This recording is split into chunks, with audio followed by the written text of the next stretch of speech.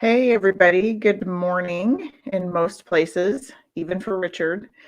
Welcome to Wednesdays with the Oddball Copywriter, an early edition for those of us in the US, and a midday edition for those of you across the pond.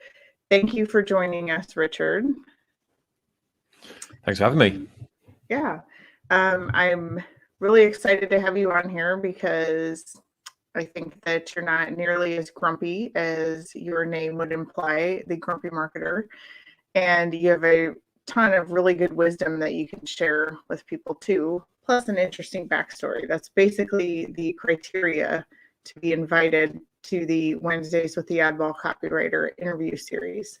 Oh, I'm honored in that case. Thank you. Just to get started, I know you had a few other businesses before you started where you are now, which is a business coach and a sometime copywriting instructor. Can you tell us a little bit about how you got to where you are now? Yeah, I'll give you the summarized version because it could take a while otherwise. But yeah, I mean, my first introduction to business was when I came back from travel in 2003 when I got talked into signing up with Herbalife or Herbalife as you'll call it in the US, and I got talked into buying $3 worth of stock and sticking it in my garage because if you want to be like a super double diamond big dick whatever distributor, you need to be like the top level and buy loads of stuff. And then that sat out for a couple of years and didn't sell any, and then ended up taking it to the tip. And then I made my first proper website, a website aimed at travelers who wanted to go travel the world, like backpackers, because that's what I just done. I did that in about 2005. It's called the Travel Monkey. And if you, by the way, I don't know if people know, there's a website called the Wayback Machine that you can Google and look at old websites. If you look at thetravelmonkey.net, you can see my first ever website from 2005 that I made myself. And it was all right. I got quite a few people reading it, and I had guides on there and stuff like that. But I couldn't figure out how to monetize the damn thing. So I ended up just sort of giving up after about 6 months of that. Even though I had about 1,500 unique visitors, people messaged me saying, "Oh, I like your content." It's like I couldn't figure out how to make money from it. I kind of look back now and think if I just carried on with it and figured out how to make money later, it could have been like a TripAdvisor or something now. But it's sort of a bit short-sighted.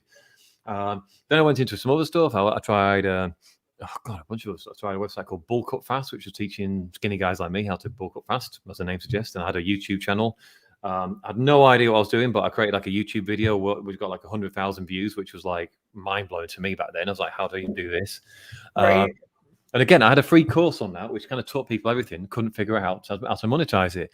Then after that, I sort of I did a bunch of other stuff like about buying and selling domain names. Basically, when I was about 28 in like 2008, I was everything that came up that said sack your boss, dollars in your bank while you sleep. I signed up to all those things. I was like the easiest scam target ever and never made any money for anything. Then eventually I became a dating coach and actually started making some money from that. And actually I learned about high ticket coaching during that. That was a bit later. And spent a good few years doing that. I still got to the point where I got married and kind of got bored of coaching, like same guys, same problems, and found myself talking about marketing a lot in other groups. And just kind of got to the point where people were asking me for marketing help.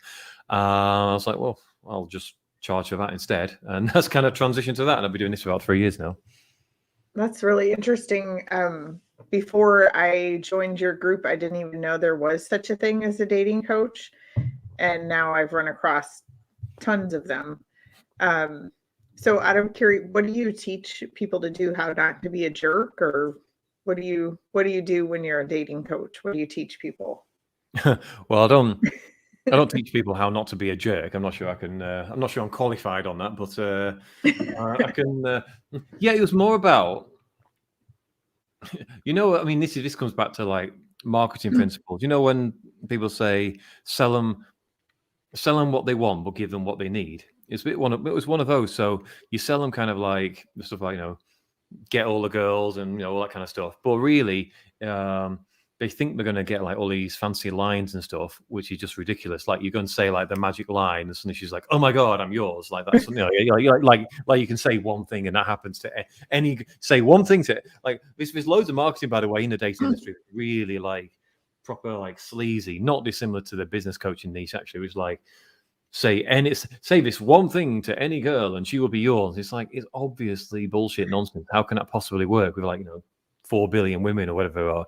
So really it's about kind of, as much as possible, making guys more comfortable in their own skin and making guys more comfortable to kind of figure out who are they as people and expressing it. Most of the times with the guys I would work with, it wasn't like these losers. It was actually like quite sort of professional guys who with like decent jobs, who went to the gym already, who were like took care of themselves, but they had what I call specifically what I aimed at is what I call the glass ceiling problem, where they could get the ones they didn't want, but the ones they did want had no interest in them. And that's because when they got to the point where they're like, oh my God, this is someone I'm really interested in, they would just kind of clam up or go awkward or go try hard and try and make 15 jokes a second or all that kind of stuff that's just unattractive. And it's about getting them to kind of show the best version of themselves when they wanted it the most. You'd often find with those guys that would show up in other areas of their life, like if they had like a really important job interview or a speech to make, they'd come up and then they'd be dead awkward and they'd stuff it up, because as soon as their brain goes, oh my God, this is important, they'd mess it up. But yeah, you see a lot of sports people like that. They can do well against the rubbish teams, but when they get to the cup final, they get some sort of performance anxiety and mess it up. So that was my specific niche. It wasn't all guys. Again, another marketing thing. You're not aiming at everybody. Yeah, it sounds similar a little bit to how you teach copywriting too. Just don't be ridiculous about it. Talk like you would talk to a friend. And don't use all these big words and do things you wouldn't normally do. Sounds very similar to that. Yeah, I mean, but the reason most of the times guys would like mess up is because they'd end up blowing themselves out. They'd end up messing it up themselves because they just try too hard. Very, very often, it'll come into, you have a situation where the girl would like him anyway to start with, and then he would end up trying to make her like her and mess it up because she'd be like, oh God, he's just too much, this guy, too much hard work, or he's too needy, or too whatever, or and he's just like stopping them doing that stupid stuff. That's kind of common. You see that with copywriting when people have learned copy. They kind of sit down to write and they're a bit like, okay, I'm writing a piece of copy now. And then they just try a bit too hard with it. And it sounds a bit too like they're trying to sell something, as opposed to, I'm just having a chat with you about my product, but in a persuasive way.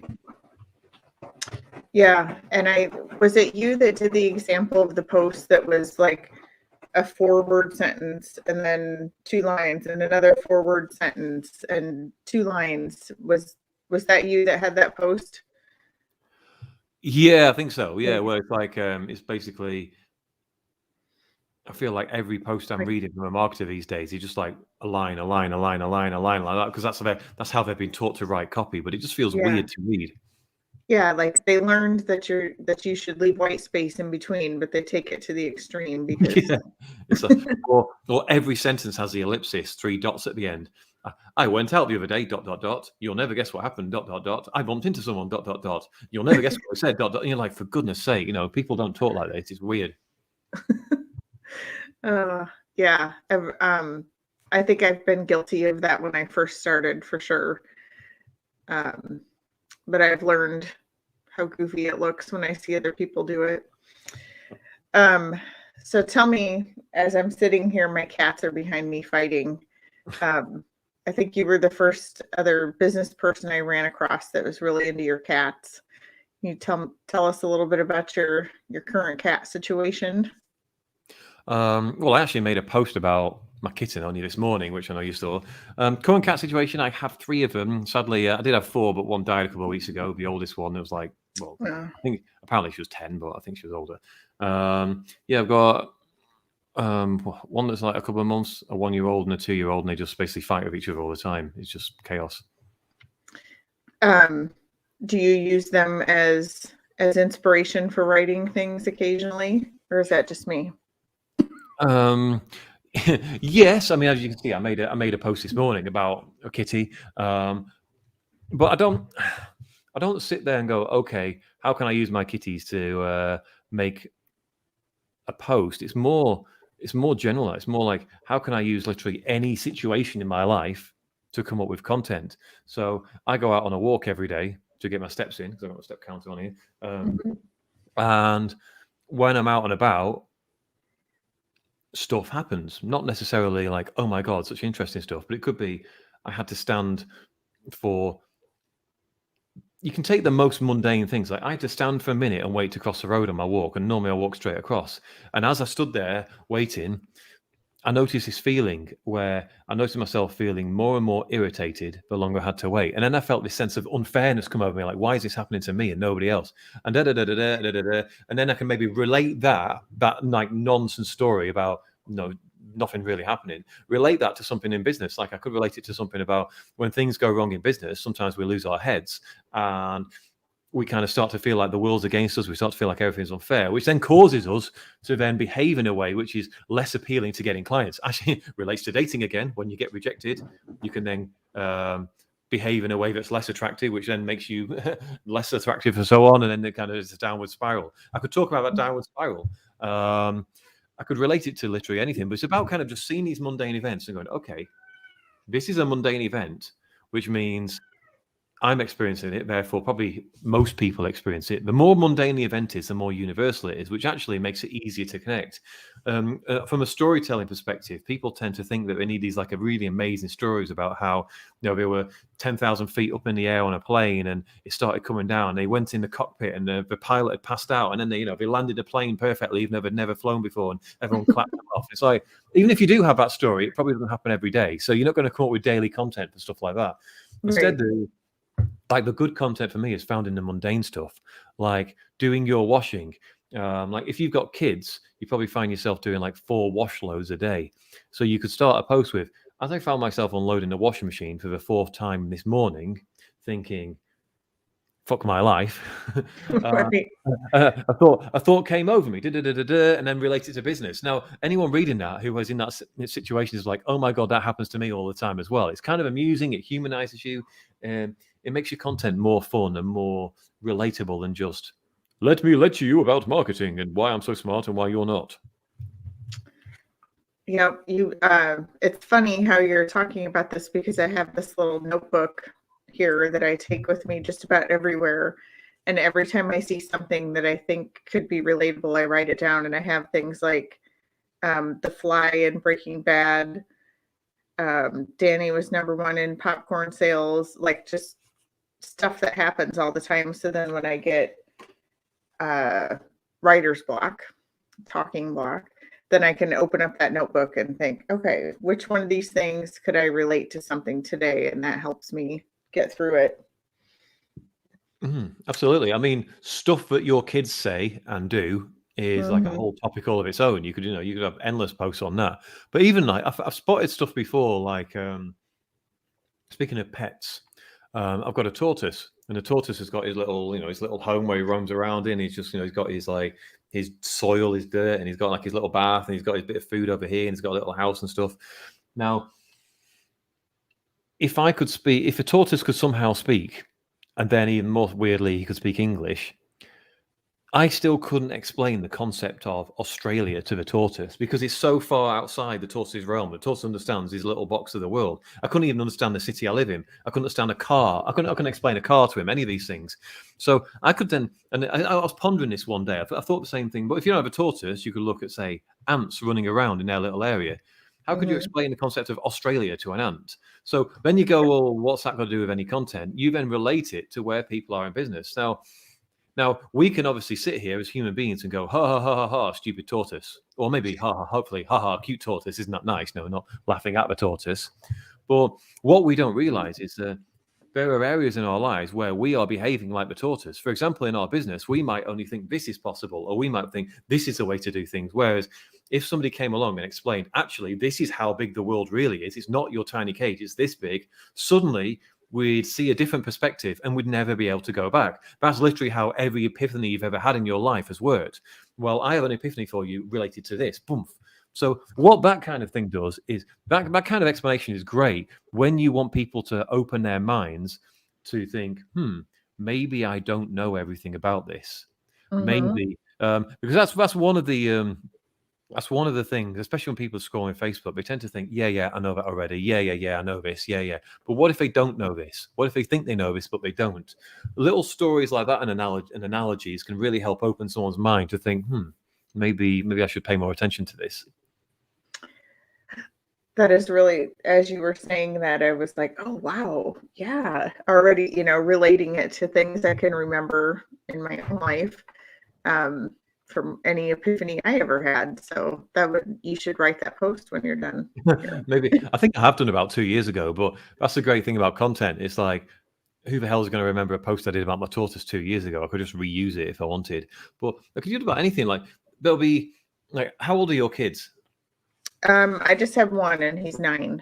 9. Okay, so you've got a 9-year-old. So the 9-year-old is still figuring out life, and he's got his own view of the world, which some of which is correct and some of which is obviously going to be way off. So it could be just something that your kid says that makes you realize, God, this is how a child sees the world, but actually this is how the world really is. But in our minds, there's areas where we are still the 9-year-old and we don't even realize it. And that's the dangerous thing, when we think we know it, but we don't. When we know we don't know it, we can do something about it. When we think we know it, that's the problem. By the way, this kind of stuff would be great for anyone who's in this kind of the more, shall we say, woo-woo realm. That's not easy to say. Like people like people like the life coaches, spirituality coaches. See cat in the background, hi cat. Those people who are like, help you become more enlightened or happy, or free from insecurities and stuff. Well, those kind of things are not tangible. Like when you're selling money, like copywriting, for example, you could argue, well, if you're selling, let's say your sales page converts at 1%, you can say, well, I get sales pages convert at 2%. That's a very easy comparison because it's numbers that are tangible, numbers that you can't argue. Like if you put in a new sales page and it sells more than the other one and more money comes in, it's like, well, look, it worked. But for someone who's like a happiness coach, if I do a month of coaching with you and at the end of it, I'm like, well, am I more happy or not? I think I am. I'm not sure. Was the coaching worth it? So you need ways of being able to explain to people or be able to make people think, yeah, I thought I knew this, but maybe I don't. Like we all know we all know the theory of like how to like conflict resolution, how to like Stephen Covey, we all know 7 habits of highly effective people. Seek first to understand. You've got to ask the other person their point of view and really sit down and go, okay, so why are you upset with me? I really want to understand. Explain everything, then shut up and listen. We know that's a theory, but when we get in a situation where our wife and husband is shouting at us, do we actually do that? Or do we go, well, you didn't do that either last week? And then you end up in an argument and then silent treatment for 4 hours before you end up, going, okay, shall we make up now? But that's an example of where someone knows the theory in theory, but doesn't apply it to their lives. There's loads and loads of things like that. And if you can kind of get someone to see, well, actually, you know this already, yet you're doing this. So what's really going on? Why aren't you applying it? It maybe you don't know it, or maybe you know it, but you don't know how to make the application into your own life. That's an argument I make about my own coaching, by the way. Literally my avatar, if you like, my ideal client is people who know everything about marketing or know most of it, they know all the theory, yet aren't applying it. They think they're applying it in their own business, yet the results prove otherwise because they're not making, they're making 5, maybe 10K a month, but they're not going beyond that. Why aren't they going beyond that? Because actually the principles they've got, they know the theory, but applying it to the specifics of their own business, that's when things get lost in the kind of, in translation. In fact, I found a new niche recently of actual other business coaches where they can tell everybody else how to do it, but when it comes to their own stuff, they're just too stuck in the weeds and need someone more detached to be like, okay, go and do this now. This is something that's super important. It's making somebody realize they have a problem in the first place. Most people think they've got everything figured out. So when you talk about your great solution, people go, oh, I don't need that. I know that already. When actually they don't. I love when you talk about your method for this. And I think something else that would be interesting for people to hear is that you get people that come into your messages asking to work with you, and you're not out prospecting and cold messaging people, that writing your posts in this way actually draws people into you. Yeah, exactly. That's I did that because I was doing this before. I was doing this before it was cool. It's just like seems everybody on Facebook these days is like organic marketing coach, and it's like I'll show you how to write this and that for post. But I started doing this in early 2019 when I spent from the previous June basically messaging 50 people a day saying, do you want to join my Facebook group? With slightly better copywriting now, but basically 50 people I didn't know. I'd find them on Messenger first thing in the morning, boom, do you want to join my group? And it did help build my group. But I got to a point going, I'm literally waking up dreading like actually sending these messages. I hate it so much. How would I prefer my business to look? Like, do I want my business to be a version of a day job where, yes, I'm earning my own money, but I'm still hating going to work?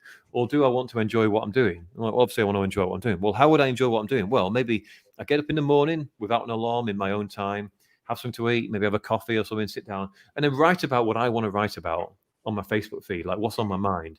And then people would see it and enjoy it, hopefully, and then they'd end up in my inbox and be like, Richard, can we talk about working together? And I'd have an easy chat with them, maybe have a quick call, and then they'd sign up, and there wouldn't be loads of like difficult sales objections to deal with. I wouldn't have to be like in the inbox all the time. I wouldn't have to convince them. It would just feel easy. That's what I wanted. So I was like, okay, let's go about doing that. And that's literally how I end up where I am now, where I don't think it's wrong, or like, some people seem to think it's morally like, wrong to jump in people's inbox and sell them something. I don't have any problem with it. It's just not how I want to do business.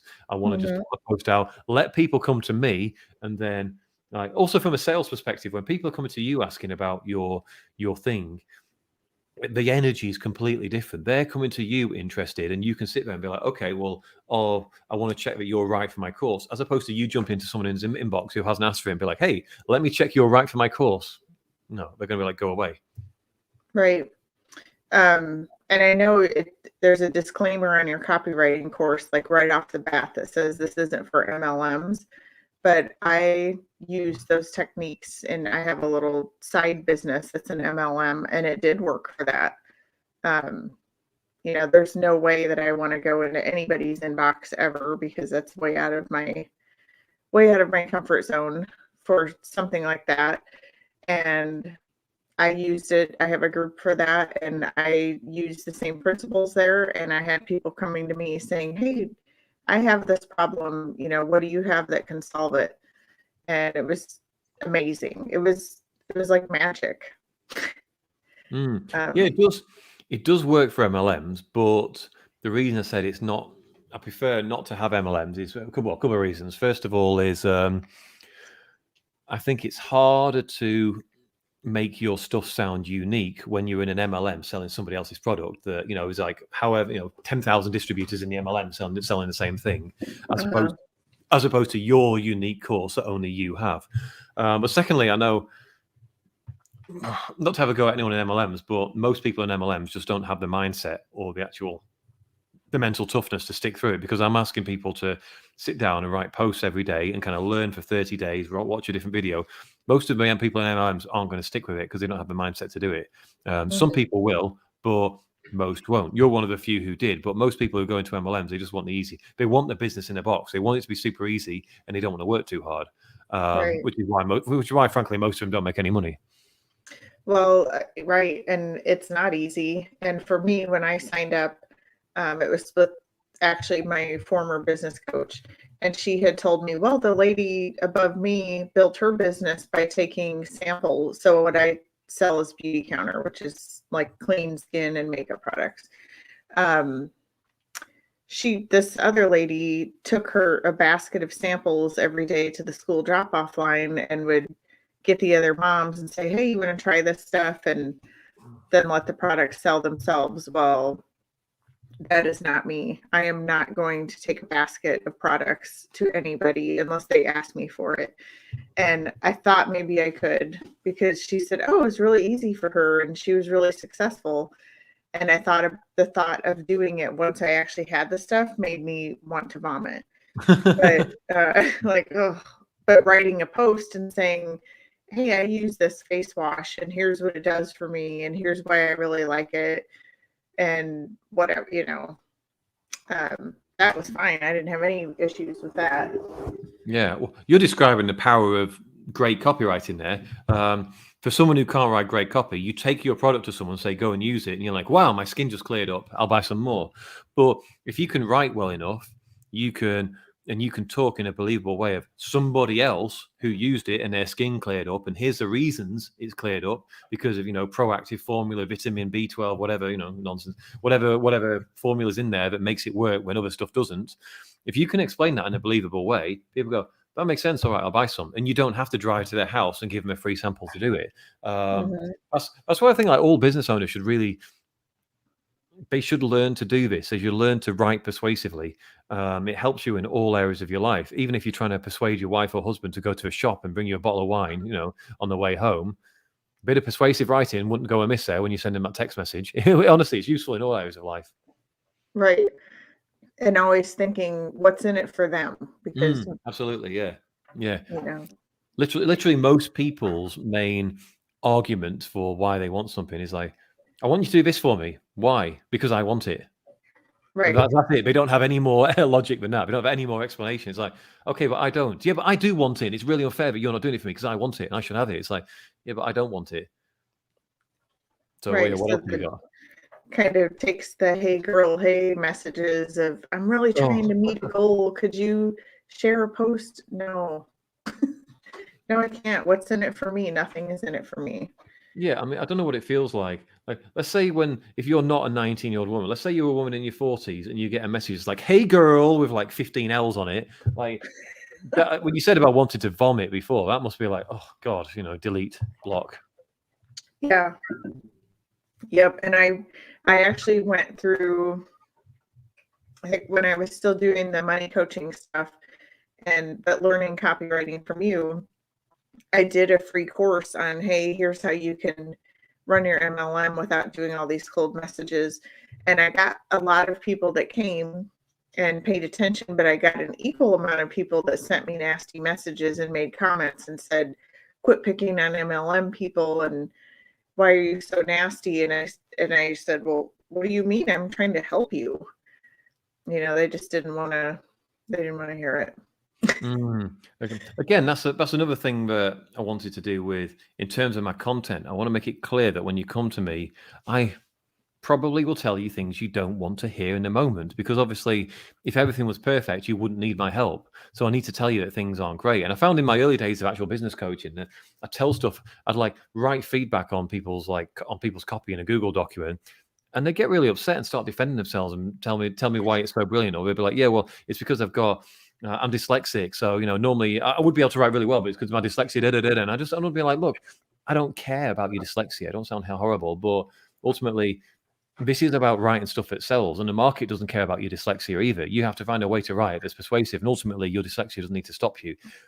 Your copy here being non-persuasive has nothing to do with dyslexia and spellings and words being in the wrong order. In fact, bad spelling and words in the wrong order, that isn't that important in comparison to writing something persuasive. The argument itself wasn't persuasive, and the kind of half of it didn't make sense. That was a bigger problem, but that person ended up getting frustrated with the feedback because she wasn't improving and blocking me, not spoken to him since. So it's kind of a shame, but I was like, okay, I don't want to get any more clients like that. I want people who can kind of take the feedback and improve quickly. Right. Yeah, as a business owner, that's a really important skill too, that a lot of people don't really talk about, is you do need to be able to take feedback and critique and not take it personally and move forward and implement the changes and see, see, does this work? Because what I was doing before doesn't work. Yeah, I mean, why would you pay money, like thousands of dollars in many cases, to a coach if you want them just to tell you that you're brilliant and perfect and you didn't need a coach? Save your money. Yeah, like just yesterday I was on a group coaching call and we had to do a mock sales call, and I did not want to at all because there were a lot of people on there watching, and it was my turn to be the seller.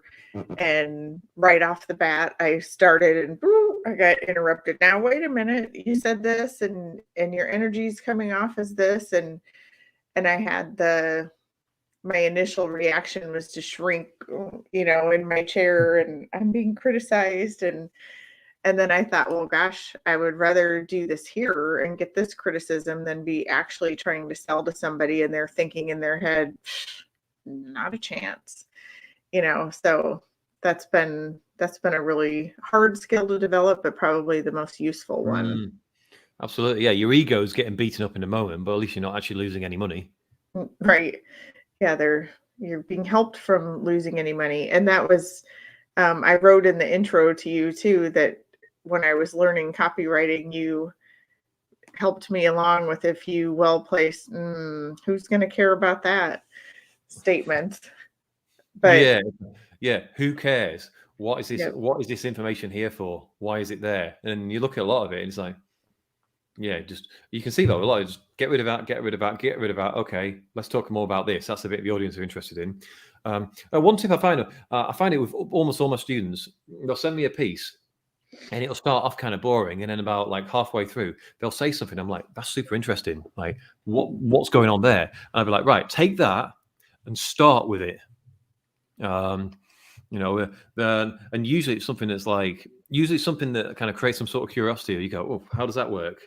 If it's so, it might be like, in fact, all my students work half as much as they did beforehand and make twice as much money. I might put that to the top and be like, the majority of my students work half as much time and make twice as much money.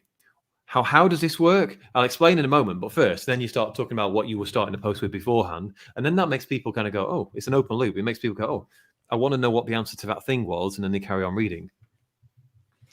Yeah, that's it seems simple, and when you read good posts or emails or anything that are written by a good copywriter, it just seems like a simple thing to do, but when you sit down and try to do it yourself, sometimes it can be a little painful. It is. It's one of those that you look at and you go, well, the words are all simple. He's not used any, fancy 15-syllable words or anything like that. I could write that. That's dead easy. But actually knowing what to write in the right order and what to leave out, it's all very, very tricky. Because what I find with a lot of people is they end up writing like 1,000 words, and then we have to get rid of 3/4 of it because it's just fluff. Yeah. In fact, that I kind of am getting better at that now, that I'll just word vomit and then go back through and take out 40% of it. Okay, this isn't necessary. This is just extra. That's a totally valid technique. That's part of the editing technique where you go, okay, get everything down. Don't try to be too perfect, and then go, okay. But yeah, then you have a separate phase later on where you come back and edit it and go, okay, does that make the cut? Could I have said that? Now, what you find is very often someone will say 12 words when 8 would have done. And that doesn't sound like a big deal, but if you're doing that over and over and over again, suddenly you're making these big savings and the piece becomes a lot tighter. More people read it, which means you get more leads in your inbox and you actually sign some people up and make some money. Mm-hmm. So I've been mentioning your copywriting course quite a bit. You just had it on a gigantic sale the other day, but you said you were going to brush it up and make it fresh. Are you going to release that again at some point in the future? Yeah, I want to brush it up for 2022. So the story about it is it's called the Facebook Copywriting. It's all about, my 4 different types of Facebook posts that I kind of cycle over and over again to build my brand from scratch, and I keep on doing them. So it's all about how to do that. Lots of examples in there. So the actual theory, the logic, the kind of the persuasion principles of how to get inside someone's head and make them trust you and make them go, okay, do you know what? I think I want to give this person money. Those principles are principles of human psychology that have been, they were the same 100 years ago. They'll be the same in another 100 years. So that isn't changing. But the actual examples I've been using, and examples from March last year in Facebook, I also want to put some Instagram stuff in there as well. So I just kind of want to freshen it up and use kind of, new examples for 2022. So yeah, I put the deal out to my list and my audience and said, look, if you want to get this, instead of £999, it's 99, just if you want to get the old version, but you have to kind of, you have to go through it all yourself. You don't get any support, and you've got to figure out what to throw away, what to ignore, and what to use. But if you want to use a bit of brain, then you can get a great deal on that. But yeah, I took that one down on Monday. But for anyone watching this, if you since you're watching this and you've taken the time to watch this interview, if you want to get that deal, you can message me and I'll send you a special link that no one else has access to, and you can get it. But just for people who've watched this, don't share it around. It's just for you guys, okay? That's awesome. Thank you. And of course, I highly recommend that course. It was pretty life-changing for me because I ended up changing my career and everything. Yeah, well, you took the course with the intention of learning to sell your stuff. Yeah. 'Cause I know you were helping people budgeting, and then you got to the point where you're like, well, my copy's good enough. I'll just write copy because it's more lucrative. Yeah.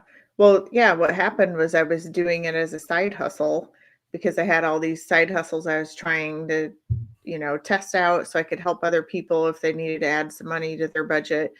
and I was having to turn down copywriting jobs because I was getting so many, and it was taking away from my time to build my business. And then I thought, wait a minute, maybe I should just do this instead because I actually like it better and I find it more entertaining. And it was kind of like you, where you found yourself talking about marketing all the time. I was finding myself talking about copywriting all the time. So you end up going, well, why am I resisting this? I'll just go and do it.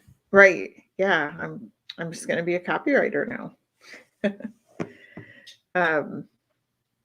So back to this Facebook copywriter course, it's kind of scary how within just a year it has become to the point where it's outdated and needs to be refreshed.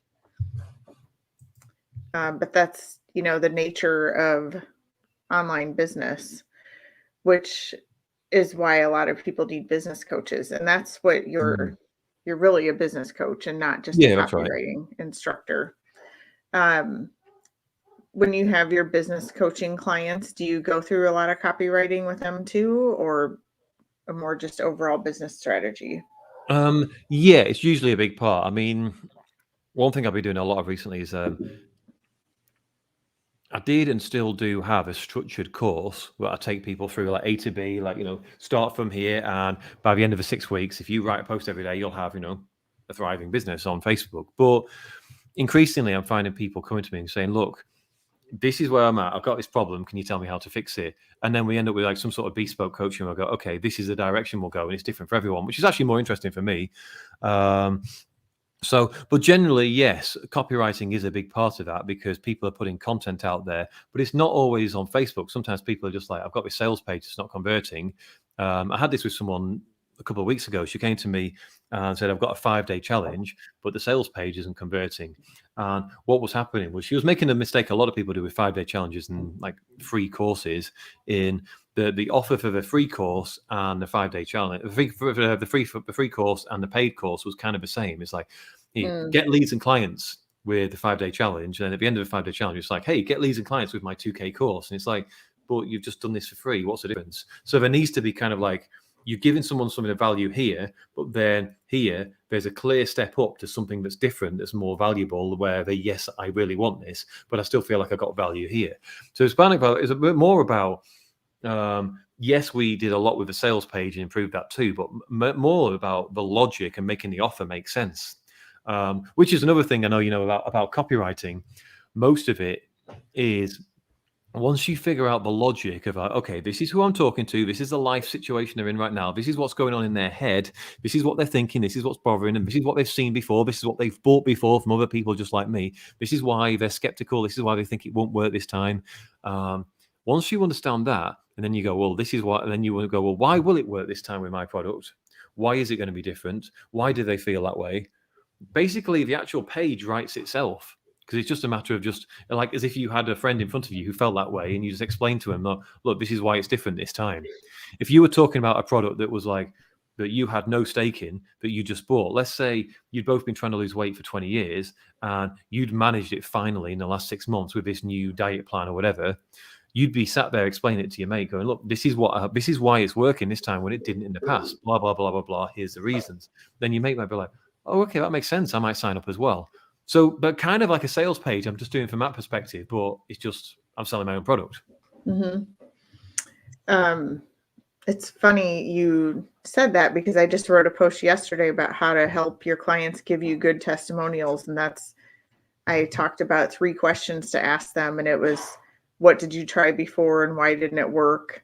And how did that make you feel? And why did mine work differently for you? So it's like on the reverse end, so you can build your sales material with your testimonials. Yeah, exactly. It's I think people, especially people selling copywriting courses, they want to overcomplicate things and be like, the 93 things you need in a sales letter, and you need to follow this exact system, otherwise it won't work. When in reality, it's just a case of you put in front of someone something that they want, and they go, yeah, I want that. Then you explain, like, this is your current situation. This is why what you've got at the moment isn't working. This is why what you're doing isn't working. Or this is why you're in the situation you're in. And then you go, okay, yeah, that makes sense. And then you go, this is why this is what you need to do instead. This is how my process does it, and this is why it works. Here's the credibility. Literally, you do that. You just explain that in a credible way to people, and they go, yeah, that makes sense. You'll get buyers. That's all you need to do.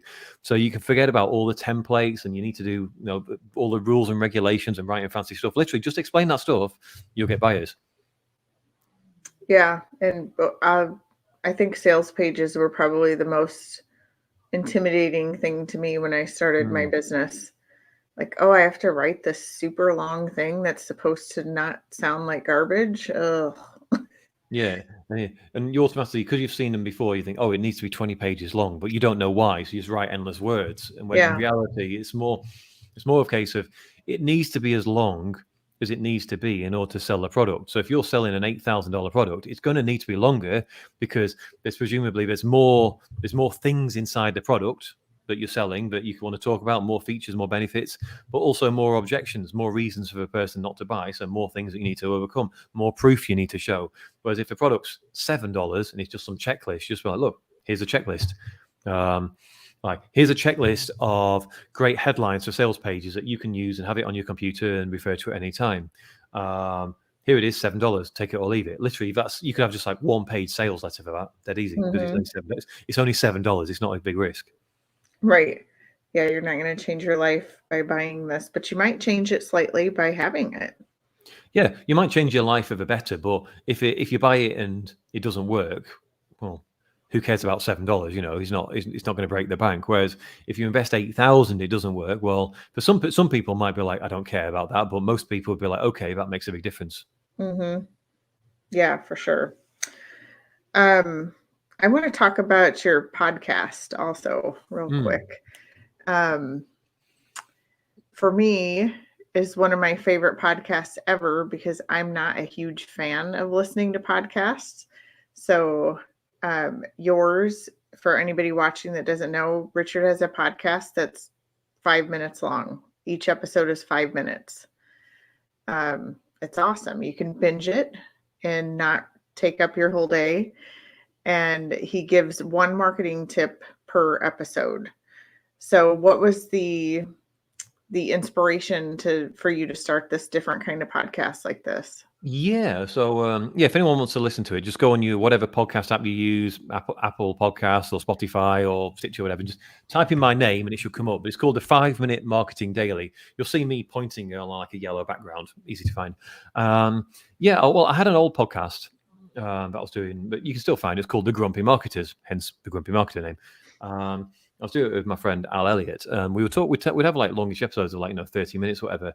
And I was just saying to him probably about a month or so ago, maybe 6 weeks ago, what I think would be really cool, it would just be like a 5 minute daily thing where people can just tune in. It doesn't take them all day to listen. It's literally just 5 minutes long. They get a tip and then they can go on about their day. Whereas I feel like with podcasts as they are now, like our podcast and almost every other podcast that exists, you have to kind of schedule it in. You have to take time out of your day. Now, maybe it might be what you drive to work every day and you listen to it. But these days, I feel like fewer people than ever are driving to work because of COVID. Like a lot of people were staying at home for a year and a half. Although people are going back to work now, I think a lot of people, their working life has changed forever and they're staying at working at home forever. Or maybe they work in the office 1 or 2 days a week, but they're at home the rest of the time. So people don't have that daily Monday to Friday as much of, okay, I'll listen to a podcast on the way to work. So I thought, how can I make it that people want to listen to it? I'll make it 5 minutes long. So you can listen to me on 2x speed and literally listen to it in 2.5 minutes. So I have people who have said, like, I listen to you every day. The first thing I do in the morning when I get upstairs and go to a toilet and go for a dump, I put you on, which I'm like, that's kind of weird, but thanks, I guess. I'm glad you chose me rather than someone else.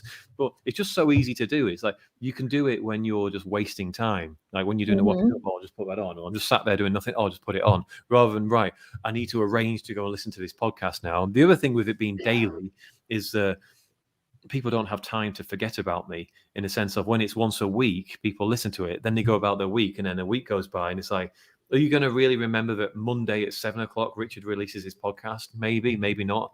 But because it's there every day, I'm in your ear every single day, just kind of, with a new tip. So when you need marketing help, who are you going to be thinking of? Well, it's the person you've just been listening to for the last 2 months. Yeah, that's brilliant. You definitely got me hooked with it. I have a waterproof speaker that is in my shower, and that's when I listen to podcasts. So before I would, like while I'm getting ready, I'll listen to one. But if they were longer ones, it would take me like a week to listen to an entire episode.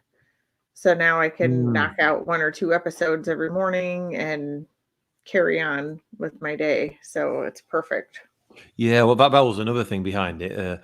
If I was doing a daily podcast of 20 minutes, I wouldn't stick with it because it's too long. But I Right. can literally, when I'm feeling inspired, I can literally spend an hour, record 7 or 8 podcasts, and then I've got more than a week's worth queued up. And I don't have to think about it for a while, which is exactly how I do it, by the way.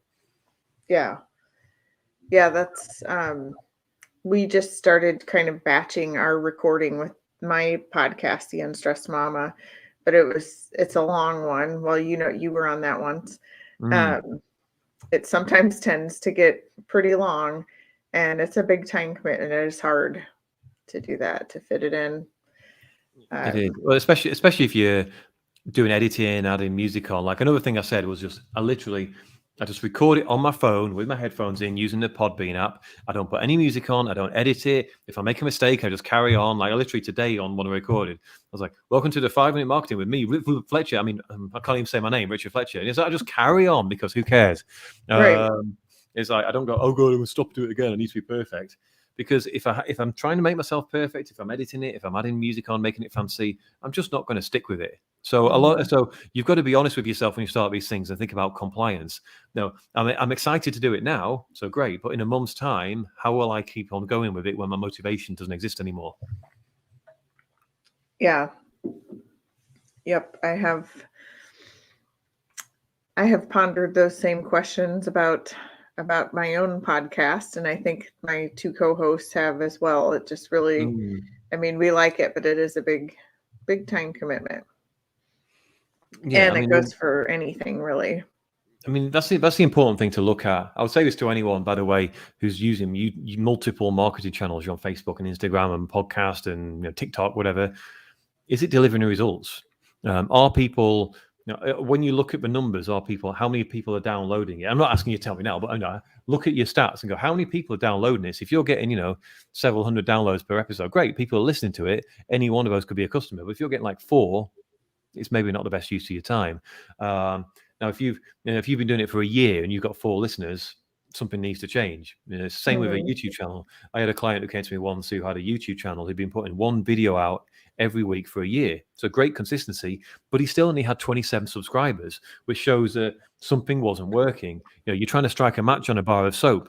The technique you're using is wrong. You're not going to see fire anytime soon when you're doing that. You need to change what you're doing. That's what I said to him. Start posting on your Facebook feed instead and forget about the YouTube for now. And let's post like this, and he's going to get in touch with people. And that's what he did. Within like 2 posts, he got a client because now he's in front of people who are already paying attention to him, and he just had to say the right thing. So these are things that people need to look at. There's no shame in throwing like marketing channels away if it's not working for you.